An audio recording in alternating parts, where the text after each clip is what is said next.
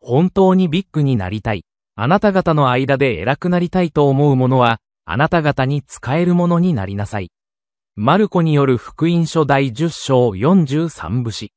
シャローム、主イエス・キリストの愛する友よ。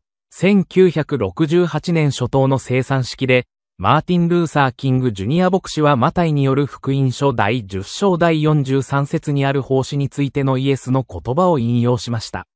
そして彼は言いました。誰もが奉仕することができるので、誰もが偉大な人になれるのです。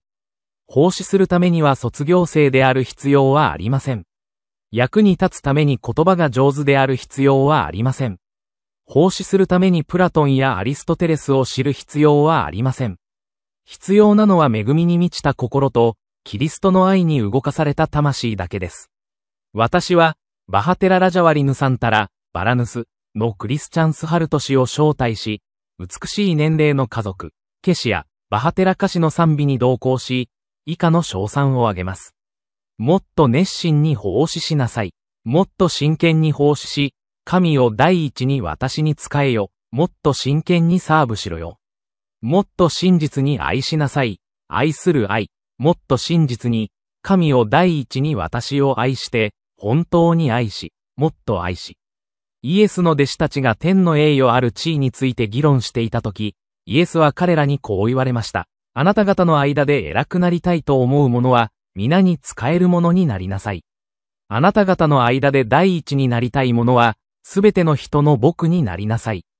人の子も仕えられるためではなく仕えるため、また多くの人のための身代金として自分の命を与えるために来たのです。マルコ10章43から45節。これが真に偉大であるということの意味を私たちが理解しているでしょうか。